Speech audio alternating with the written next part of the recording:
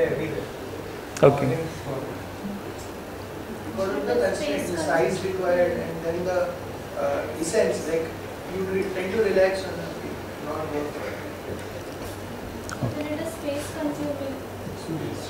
Huh? Space consuming. Space, okay. One thing about beanbag is that it doesn't share anything with the idea of chair. Yeah, and I'll show you later in that beanbag is not considered as a category. It's an exclusive category within chair itself. So there is a category called chair and there is a category called beanbag, which is very well researched. Okay, that it becomes a category by itself because it's so very different that it cannot fall under chair at all. Okay.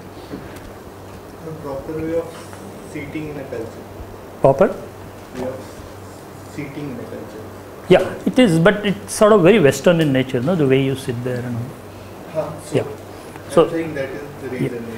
But it's quite likely that even if suppose it becomes popular, very cheap, everybody has it, it will still be called as beanbag chair, and it will have chair as an extension rather than chair as a principal thing because it shares very little. Huh? It looks like a bag. It is that's what it is. Right? It's called as bag. Yeah. So, to influence culture is to influence central member to shift. I mean, the way designers can influence culture is to make central member shift.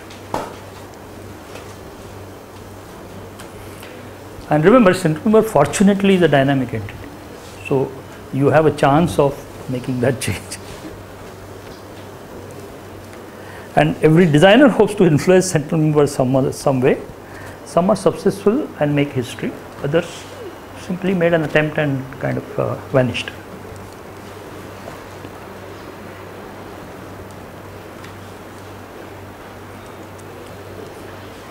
One thing is, once it gets considered a novelty, it does not radically alter the category. The beanbag chair is a novelty, so it doesn't, it has not influenced chair in any way. It has remained as a standalone product, which is seen as an alternative to chair. Either you buy this or that, but it doesn't influence the way other things work. Okay. Now, we need not blame technology nor use it as an excuse. This is something which we have saying that okay, technology doesn't permit, now the thing has become so small, so why do I have to follow what exists earlier and all that. Digital cameras followed stereotype of film camera till recently. Even now, a lot of them look like film cameras. In fact, Nikon brought a lot of things back from film camera. Okay. Though it was possible to have digital zooms and things like that, finally have gone back to the lens which you can rotate. Now, there is technology you can do, and yet semantically right product is what one should look for, and I'll show you some examples of that. Okay. A member of the category, your object has to be express belongingness to the category and yet innovate, and that is, I kept on sort of insisting on that. You can belong to a category and still innovate. Okay. And this is your responsibility as a designer to be semantically correct all the time. This one is actually just a frame. Yeah? It makes references to the fact that it belonged to a category called musical instrument, which were basically violins. Right? Electronic violin doesn't need that volume at all, but next photograph is even more clear. So what technology permitted, technology permitted it to be very small, but they created that curvature in order to keep reference to the category that it belongs to. Okay, so it's quite possible that you can express continuity in spite of the fact that technology doesn't need it for that purpose.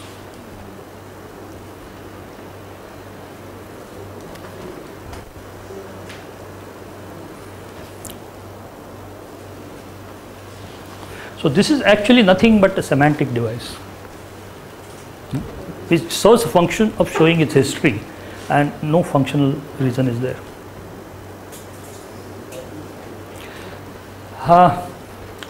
This is from India. These are mugs, and there is a fair amount of understanding of mug. Okay, what a mug is. Now, how do you introduce a new mug? A good friend of mine who used to teach in NID, he developed a separate mug for NID, which was somewhat like this. Okay, where does he borrow his ideas from?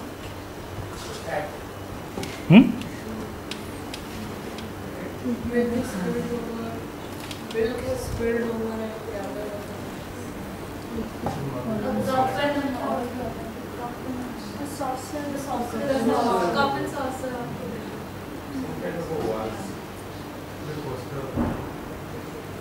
Okay. We'll discuss this as a separate case study. There are large number of references to history of drinking things. Okay. Only thing is you may not have seen those products. You can still innovate, and pen can still look like a pen. The penness of the pen need not be disturbed. Okay. But I will quickly move on because somebody is doing pen. Alright. So you have this kind of thing where you can still retain the mugness of a mug and still innovate. And you can retain the kandilness of a kandil and still innovate. This was done by an NID student.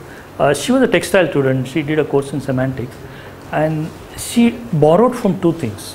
One is a kandil is normally at least in Maharashtra and where it is used as part of Diwali function, is always made by father with children, and it is assembled every year, or at least if the frame is there, you put new paper on it and things like that. Now, this is one tradition that has existed, and the second tradition that was equally important was the fact that every year there will be something new added to it. So, either new paper, new color, something or another added to it.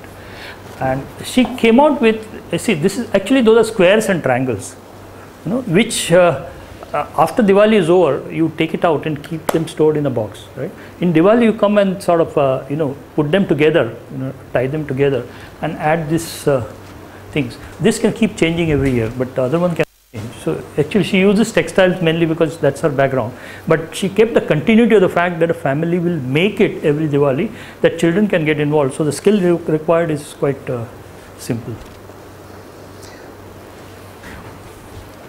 Another characteristic of the central memory is invariably culture specific. Whatever you do, it's either invariably culture specific or region specific. Sometimes it's both together because there is a relationship between culture. Central memory is culture specific, at least in some categories. Now I'll tell you in which categories is not culture specific. Okay. It's culture specific when a product grows within a culture. That means it's born in a culture and it grows in the culture. Okay. Something like everything that we have, which we call as traditional products, right, from Sankeda furniture to, which is actually born in a culture and grown in a culture. When that happens, it's extremely culture specific, okay, or it's adopted in a culture to the extent that it sort of gets completely assimilated. I don't know whether you know, hurricane lantern is not an Indian product. All of us look at it as symbol of India. In fact, M.F. Hussain has used it as symbol. He has that through the Pentarsa, he keeps on focusing on the hurricane lantern, right? Now, this is not an Indian product. There's a US patent for it, there's a French patent for it. It is used in India more than anywhere else. It's used abroad mainly for camping and things like that, but otherwise it's not a very popular product. But in India, it has become a product of masses, okay? And variations of that, like in Bihar, you could get lalten, Now, when anything becomes culture specific, two things happen. It gets adopted by masses, and second thing is it acquires a local name. Okay, hurricane lantern is called as kandil in Marathi. Okay, variations of that have been used in many other cultures and have their own local names. Okay, so two things that must happen. One is name, and the other one is the acceptance or assimilation. Yeah. You said that culture specific objects are born within the culture and then adopted. But then how do you decide when it is grown enough to be adopted? Grown? Enough, because it takes some time for it to mature in a sense and whatever. So Yeah. when it is adapted and some innovation is made on it and still Yeah. remains. So how does, For instance, cashmere carpet is grown within the culture, and see, once the product stabilizes, it doesn't keep growing all the time, right? Till Shama Ahuja comes and changes, and creates his own different variety, which is not very Indian at all, right? but you could see that he borrows something from India, something from West and all that. So any product that is stabilized in a culture, sari is Indian, it's culture specific because it's stabilized in the culture. Okay, so I'll explain you what is not culture specific. Then things might become a little more clear. Okay, let's look at, just try and write down what function would this be. What is the function of such a building? Just write it down.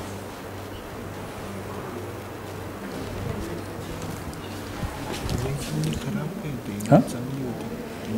माहित नाही मी त्याच्यात नुसती paste केली expand झालं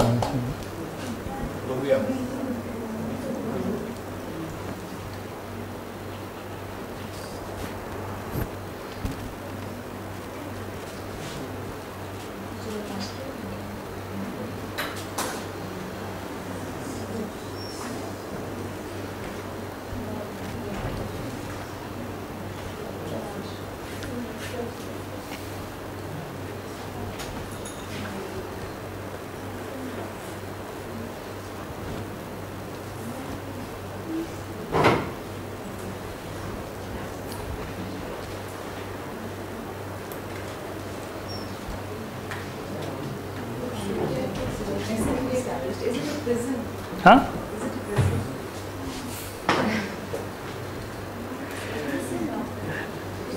Actually, it's a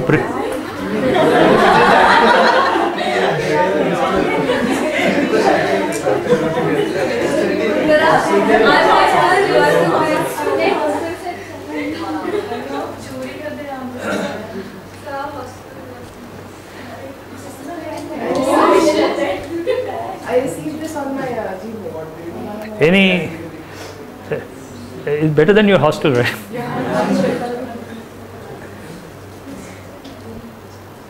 The only clue now available is a police officer there and guard.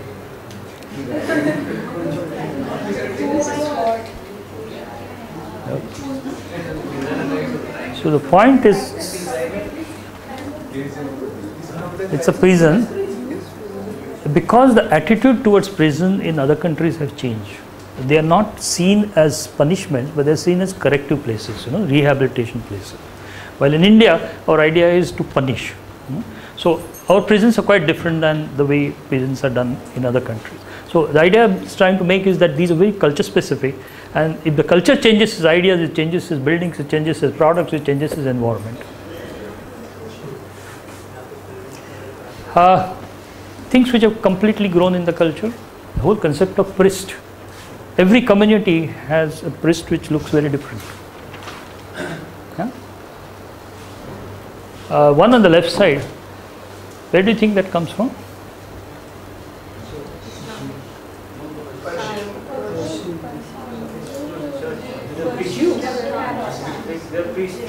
Huh? Christian priest. From where? Russia.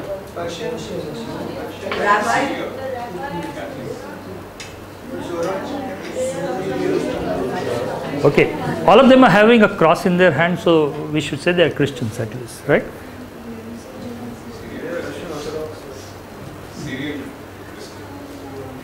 Okay, the word orthodox has come. Okay, this is another product. Let me show. Where would this be from? Is Rabbi.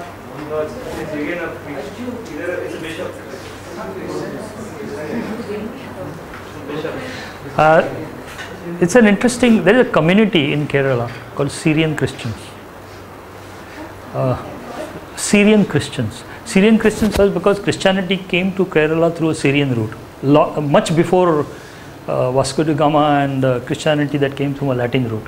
Okay, so if you look at their churches, if you look at their customs, if you look at it, there is strong Syrian influence to the extent that their initial rites were in Syrian. Okay, because that was an influence that followed.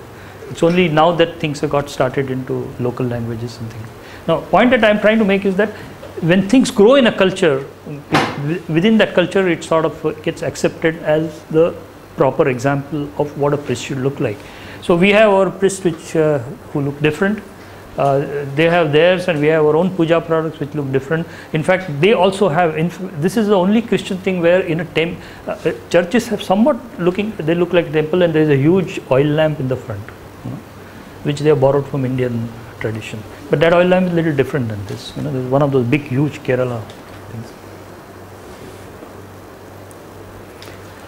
The whole concept of bride and bridegroom, what they should wear, what they should do, what ornament they should wear, is completely culture specific. Okay, so we have something here. By the way, that was an IDC. They send photographs, who do courses, they send photographs afterwards. The person who did that Syrian thing, he sent his wedding photographs also, because he did that work as a special project on Syrian Christians, the way they assimilated in India. So this also is a bride, but this is an African bride. Then there's a bride that comes from US. They're not exactly brides, but they are what they call a second, what they call it? So there are this concept of proper bridal dress or proper dress for wedding, which is again culture specific. Yeah? In fact, yesterday, I don't know whether you read Hindustan Times. It is talking about burqa. Who's the fashion house? Armani, no? Armani has come out with its own variations of burqa, which is extremely costly and things like that, for rich people. So it's quite possible that things continue to develop in that culture and follows the norms, because that product is very culture specific. You cannot ask people to change it so easily. Some of them remain region specific also. For instance, we will discuss that in the next module, region specific. I think one or two examples are there. For instance, the way house is decorated is very culture specific. Typically, an old Maharashtrian house, if you go to, they are sort of vadas, they call it. You will have entrance with that welcome kind of a thing and a door, and all their ancestors and gods would always be there in the, and they will be almost symmetrical. Then if grandfather is there, grandmother will be on the great grandfather, like that. It's a very sort of standard way of doing it. So whole family and gods are represented there. Now this is a very culture specific idea of, but then somehow architects don't like it. So they very quickly replace it with some new ideas which come from abroad. Okay. Another very clear region specific idea is coins and notes. To the extent that Britain didn't want to change their notes, so they continued with pounds. Though euro became so popular, and they because they feel that it's very specific to my country and I don't want to change it. Okay, so they were very vehemently against changing currency altogether. So are flags and other things. The whole housing itself is very region specific. Part of the reason why housing is region specific is because it's directly related to climate, and climates keep changing. But that doesn't mean that similar climate exists in South Africa, because we are 25 degrees north and they are 23 same distance on the southern pole. Their flora and fauna is very similar, but houses are different. Okay. So there are a lot of things that happen from outside which seem to influence our idea of what a house should be. Alright, so the point that I was trying to make is that when any product has a history, when product has grown within a culture, it has its strong ideas of what a mainstream product is. And these are very culture specific products which are not easy to change. Not that they are not changed, they are changed, but they are not that easy to change. Okay?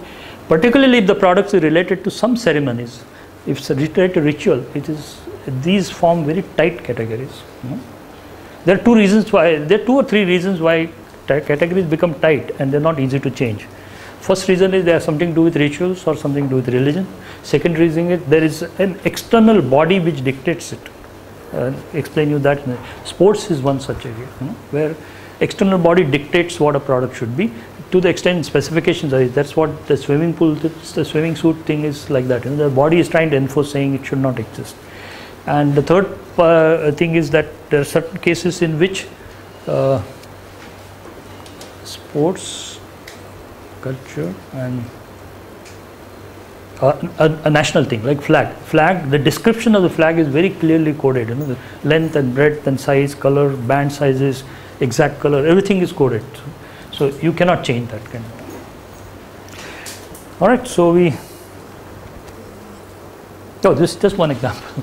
It's not part of the presentation. I couldn't fit it in, but you don't know what can get susceptible to fashion.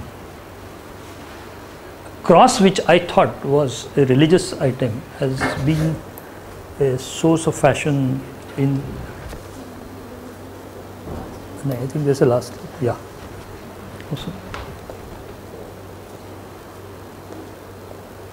It's gone. But I was quite surprised that cross is also susceptible to fashion. There are large amount of jewelry which is available, which sort of reinterprets cross in a different way. Okay, so yeah. Like if you're saying culture specific, if you're taking region or culture as in society culture, but same way corporate culture. So over there, when you have a corporate identity, then that is also culture specific, because that is again dictated by the company, this thing where the logo cannot be changed and these are the colors and stuff. So does it fall under this? Yes. Corporate culture is, you're little mild on it.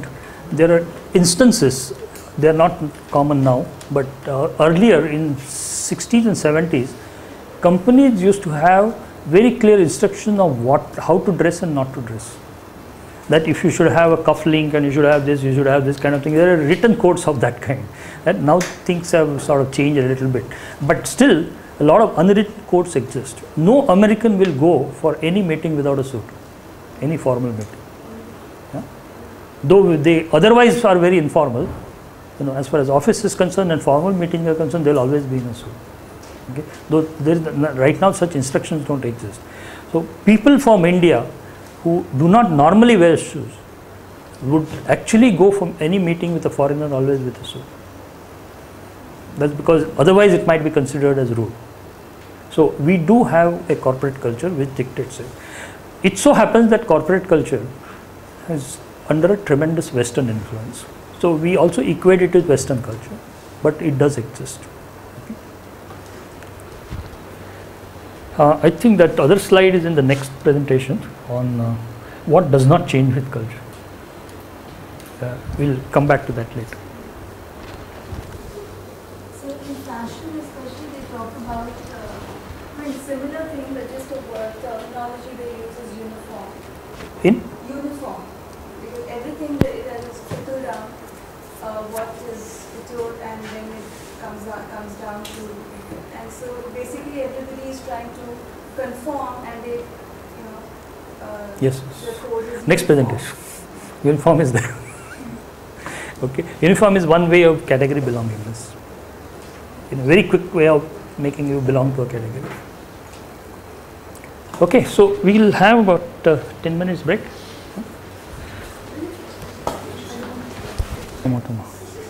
AC is so far away. Put on this one.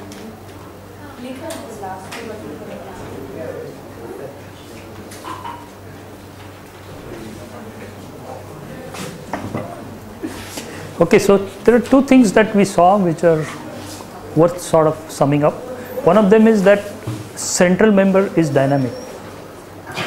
Yeah, it shifts, and it is possible that you could be one of the contributors who would make it shift. At least you should keep that as your aspiration, saying ultimately I would like to design a product which will shift on the central member. Second thing is central member is culture specific and region specific.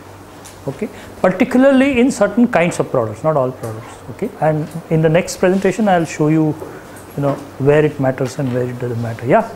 Apart from product design, if there are no semantic features to follow, then how can we make a product? For example, in interaction design, there are very less semantic features to keep following to show that it belongs to this category?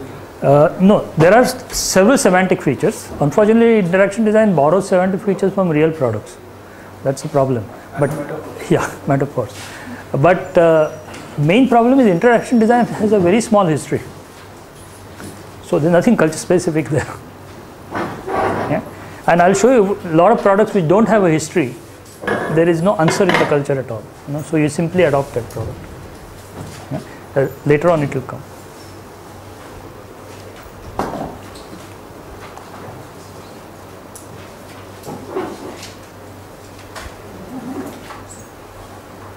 Now the question is, what defines the essence of the category, or what defines the central member, core, etc., etc., etc.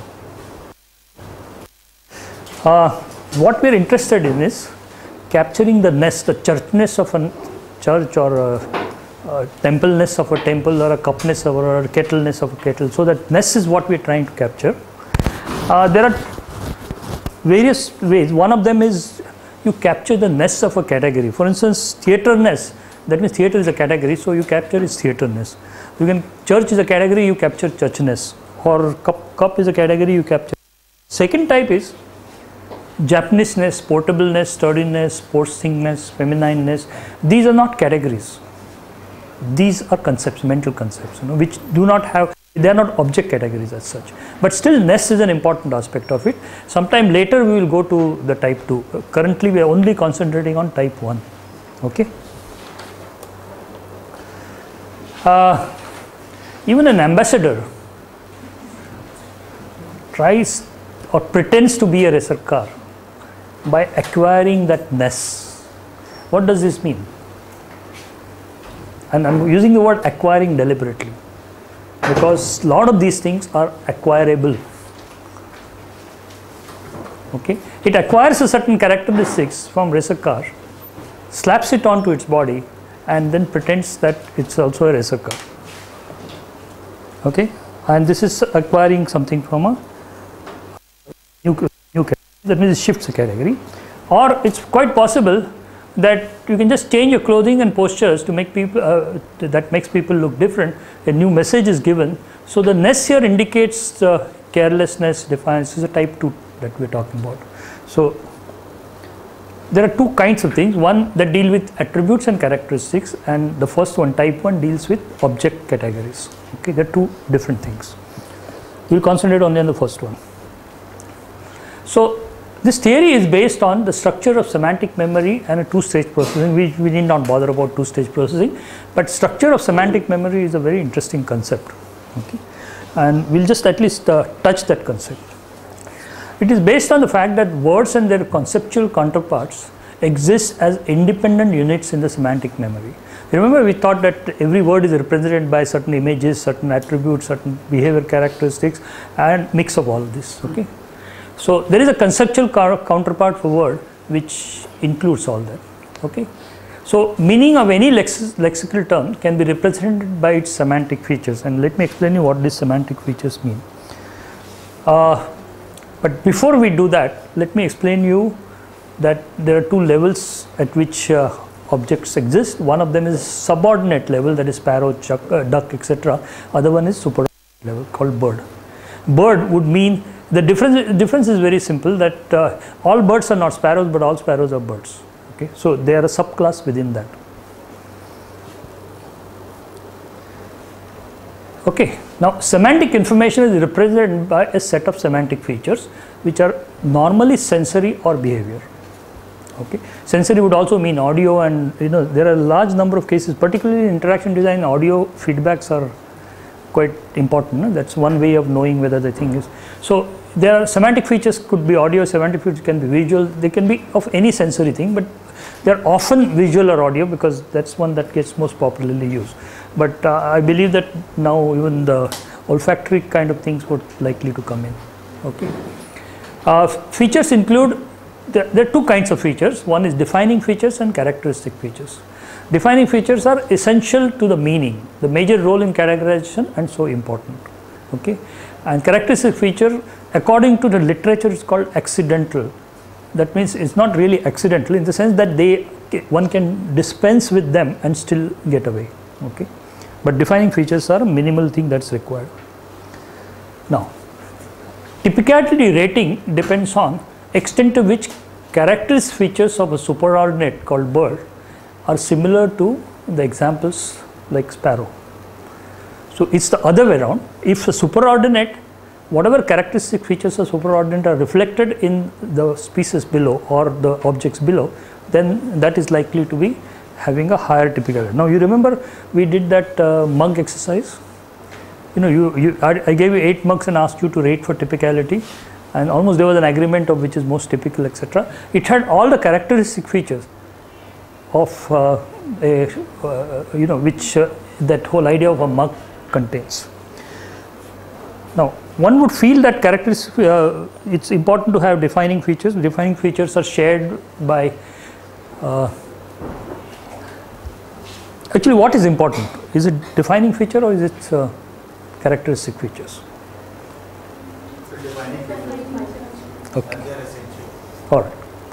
Now I will try and systematically prove that defining features are not important. Human beings are completely governed by characteristic features, and there is a reason for that. Okay. Let me explain you through an example. I'll come back to this later. I'll just show you one. Okay. You remember we did that linguistic hedges. This is a true example. Technically speaking, this can be this, and loosely speaking, this can be a kettle or whatever it is, right? Now, if you take a bird, a pair like robin bird, sparrow bird, and parakeet bird, right? It has all the defining features and characteristic features, okay? And that's why it becomes a typical bird, okay? Characteristic feature means the kind of size, kind of colors, kind of looks that matter, the way they behave, the way they fly, the way they jump around and things like that. So all typical examples share defining features as well as characteristic features. When it comes to technically speaking, like chicken, duck and goose, what really happens is that defining features are there. Otherwise they would not have got classified as birds at all, but they miss what one calls characteristic features.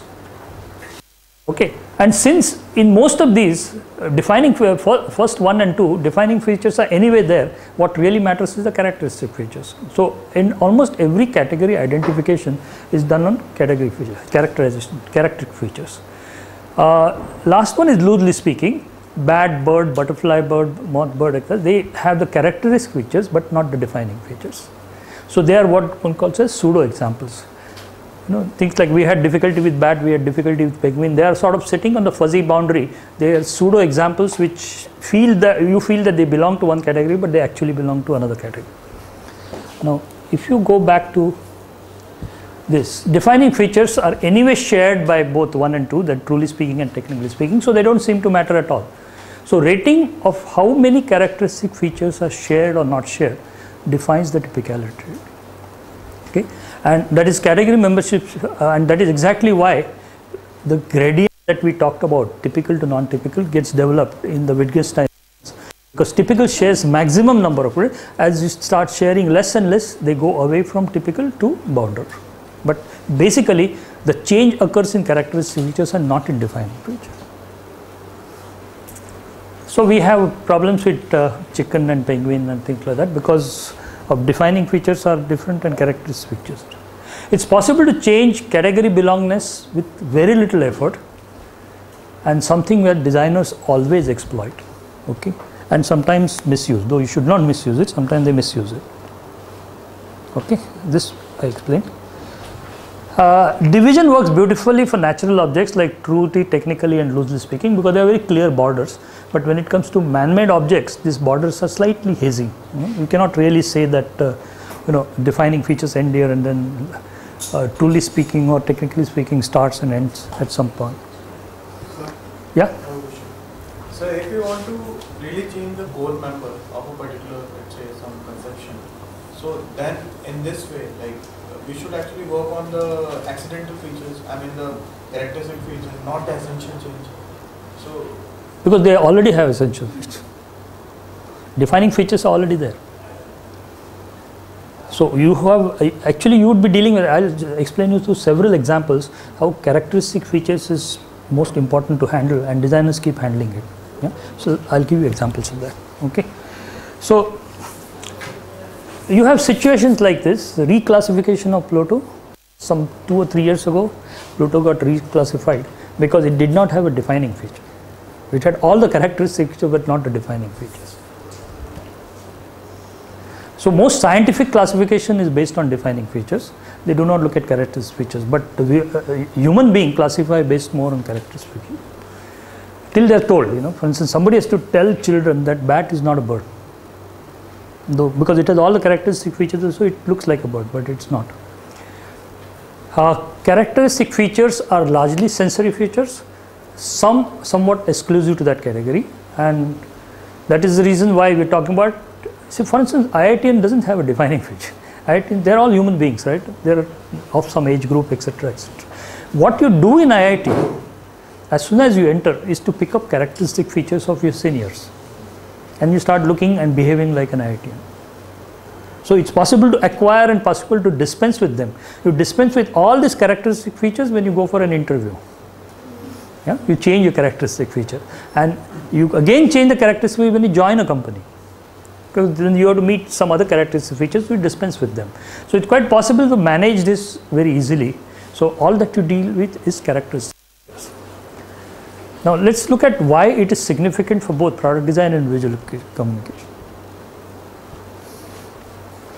One thing is recognition is based on defining feature or character. The answer is surprisingly the identification of categories seems to depend mainly on characteristic features than on defining features, okay? Because that is exactly how we identify categories. Not so surprising, because between technically speaking and truly speaking, both of them have the defining features, so only differentiating features remain as characteristic features.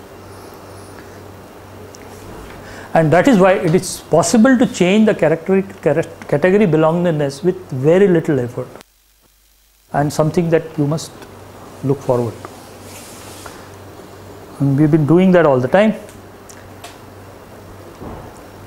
Actually, the gradients develop because you have large number of all defining features plus large number of characteristic features in a typical member. As you go away, some of the characteristic features get lost, but defining features continue to stay. So as you move away, you will find that characteristic features would be fewer and fewer. So whether it's a cup or whether it's a, you remember that I had shown you a cup mug which was in the middle. Yeah. Though it was a cup, it had a characteristic of a mug, and it had a handle which didn't look to either of them, right? So it dispensed with certain typical characteristic features and acquired new ones. So it shifted out. Okay.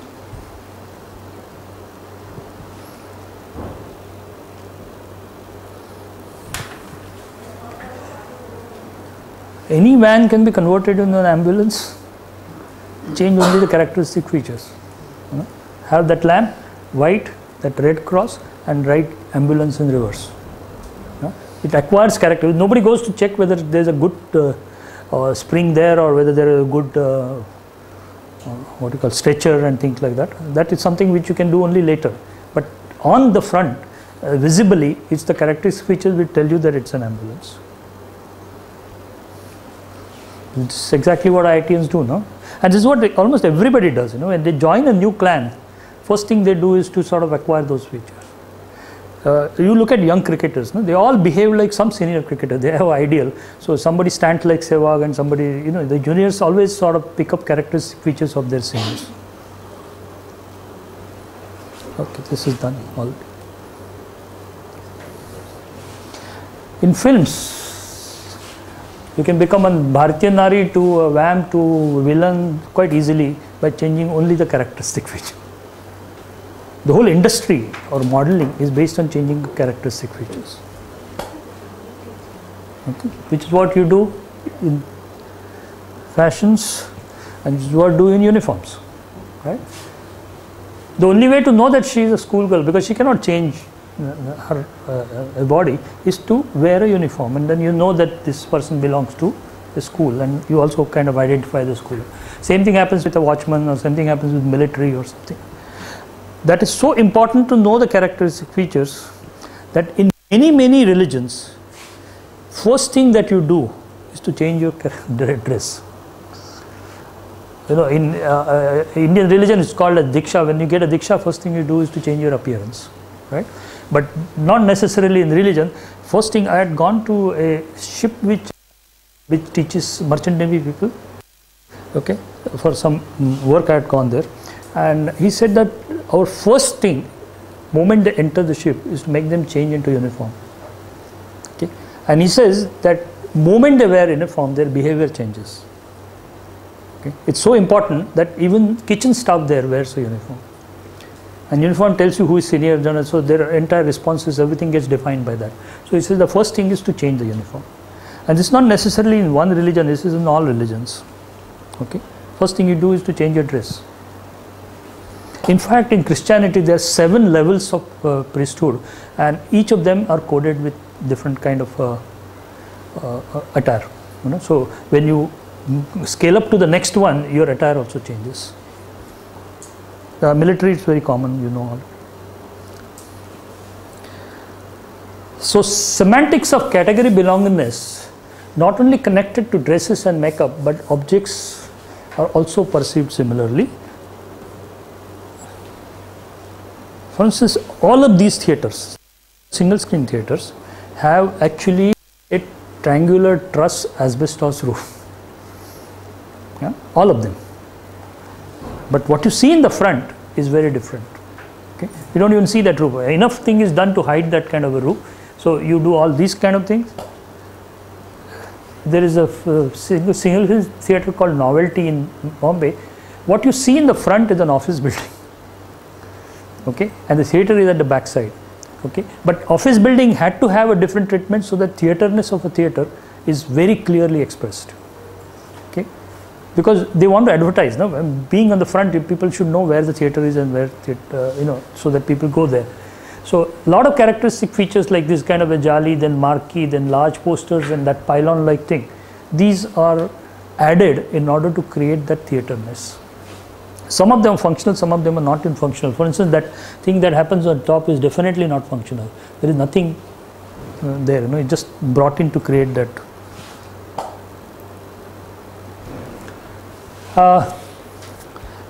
This is something which I told you I'll cover from the last one, that it's characteristic features that actually can create region specificity. And more so in modern products, because modern products are global, they are not region specific. So it's possible to pick up characteristic features to make references to Portugal, which is what Charles Correa's resort does.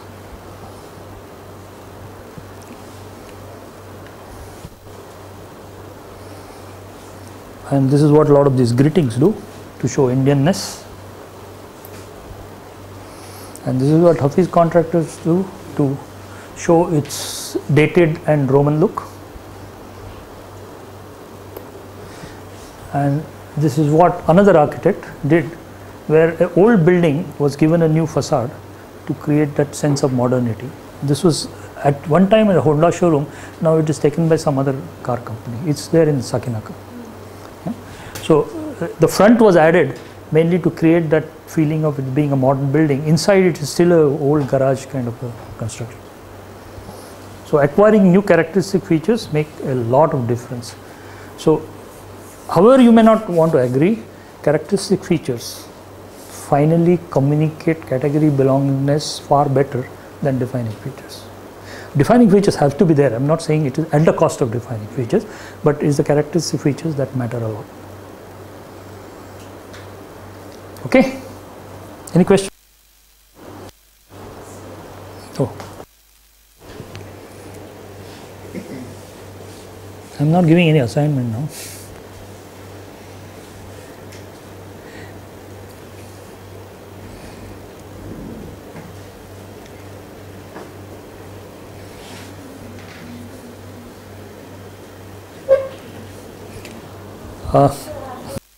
Yeah. Modernism in India is characterized by cultural specificity, and because one talks about it, it's a well documented fact that that is what brought about a lot of nationalism amongst the people, because artists and designers and all of them kind of brought in, though they were all probably educated abroad, they came back and they adopted a lot of cultural elements in their work and in their whole behavior, which kind of built that whole wave of nationalism and everybody got hooked onto it. So I think that's probably a very good example of how people can get hooked on and you can get in, not just in designing a product, but actually a wave of an emotion or a feeling.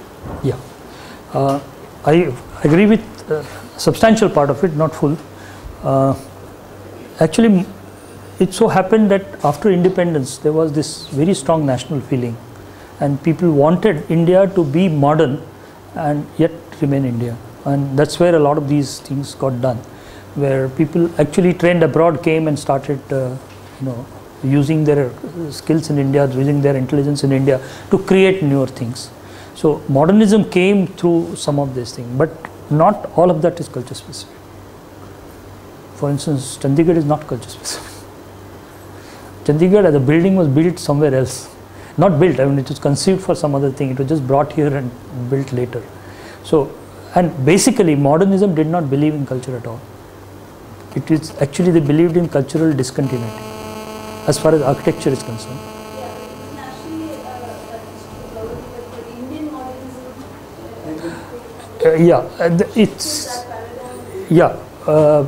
In Indian modernism, you see some architects have been very culture specific. Like if you look at Laurie Baker, for instance, or look at Charles Korea to a certain extent, but not all of them.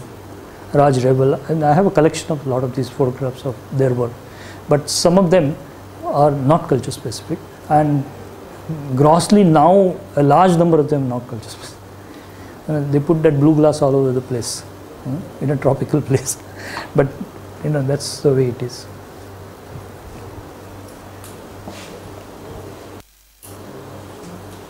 Okay, to have an impression that shapes matter a lot, let me emphasize that shapes do matter a lot. Shapes are the ones which communicate what category it belongs to. This, of course, this is a cat which actually connects some 32 points to create that, and the shape information is not lost even if you convert that into straight lines. In fact, the whole idea of caricature or any of those things are based on creating shape information which is fairly corresponding with its reality. So shape seems to be a very important aspect of it. Even in dictionaries, we should look at the meaning of a bottle. It says a vessel with a neck or a mouth which may be closed, stopper, etc. So there is some information about shape, some information about features, and there is something additionally that is given. We'll come to dictionaries a little later. So a lot of our basic design deals with shape. Okay. Time you're asked to work with plaster, some of you hate it, but that's or clay. Now that is because shape is an important aspect of. But many times you will find that trend now is go away from shape to surface information, and I'll sort of put it to you in the perspective, not that shape information is not important. So that's where surfaces have become characteristic features of a number of new products. For instance, the whole idea of lawn never has a shape, it just has surface. Nobody talks unless it's in a circle or something like that, with a clay tree. People just talk about lawn. You talk about Gaston lawn, you talk about this lawn or that lawn, but you never talk about its shape. Even the dictionary definition doesn't have any information on shape of the lawn. It just says space of ground covered with grass and kept neatly woven, etc. So our idea of lawn is not based on shape but on texture. Tire has both shape as well as surface information, but surface information is very important as far as tires are concerned. It's a mix, of course. Tires circularness of it is also equal. Jungle also never has a shape, it has only a texture and a certain light quality. Okay. Now you would see, if you look at this as a continuum, one is shape information, other one is surface information. You will find hurricane lantern, bottle, etc. They were all shape specific. And if you go to dictionary, you will have their shape description. They were not much. Much less is written about as far as surface is concerned. If you look at other products like lawn, carpet, deck, etc., it's not so much the shape information but surface information. You have pencils, cycles, watch, wristwatches, etc., which have shape information but a lot of surface information. Now you will find that large number of products. Why do you think so many products now have? It's just to add that shape information, surface information. The entire fashion industry deals with shapes information but much more with surface information, and that's the reason why a lot of fashion designers get their things woven specifically for them through their own weavers and things like that. Swatch converted wristwatches into shape information, surface information. It used to be a shape information, it became a surface information. The entire idea of ownership identity or regional identity seems to be again based on surface information much more than shape information. Okay. Almost everything in packaging is surface information. Charms makes its relationship with genes very clear by giving surface information. So is this relationship with being exclusive and costly. Sorry. Garment industry shape information is not as important as surface information. It started entering products also, with fans for children's bedroom were basically created using change in surface information.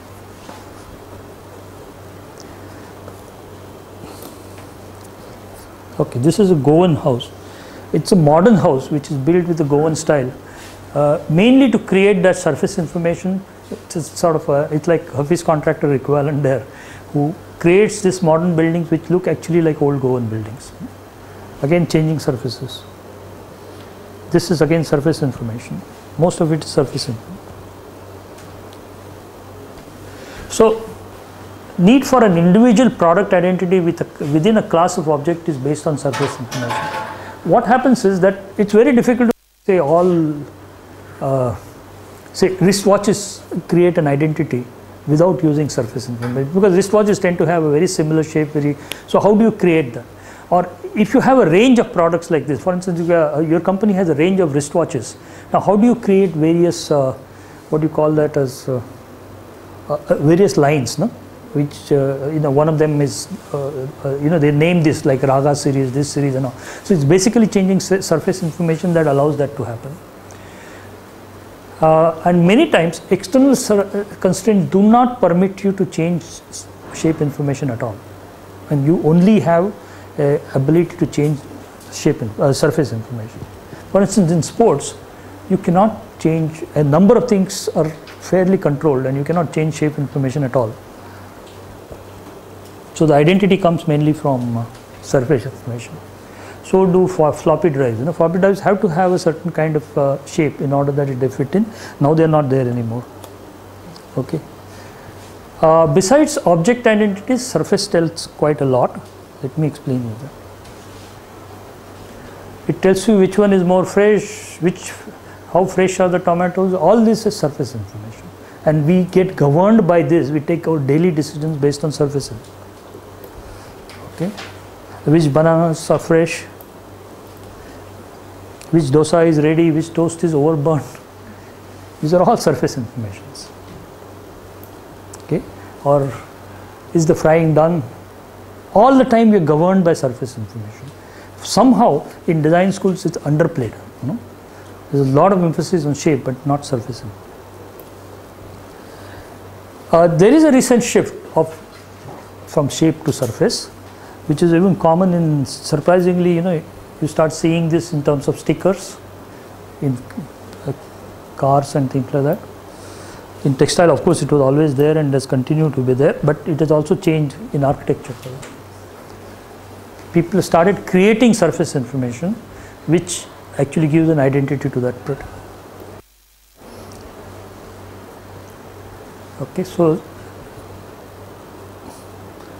surface information plays a role in objects as well as in people.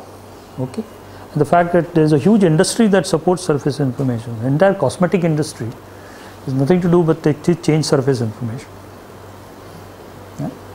It's the largest industry in the world, basically dealing with surfaces.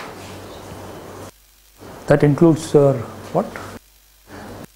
Cream that makes you fair? Fair and lovely, yeah. It's changing for surface information. It's the largest selling product. So you would see almost whole cosmetics deals with surfaces. So characteristic features change from object to object. In some object, characteristic features are shape based. In some object, they are color and texture based. And some object, there are combination of two. Now you have to very quickly look at what category is governed by this. Okay? And in design engineering, we have too much information on shape, but very little on surfaces. Okay. I think we should probably stop here.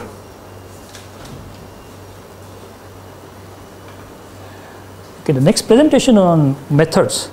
I was just wondering, you will not be here between 2 to 3:30. You will not be here. Okay. I'm slightly going fast because I want a lot of time for your project. So once this is done, you will have more time for your project, less lectures and things like that. What we can do is to take a short break, okay, because I can't speak that long now. So we'll take about 10 or 15 minutes break, and then we'll come back. We'll talk about methods, because these methods are ones which can be used by you in your project thing. Yeah, because we can't give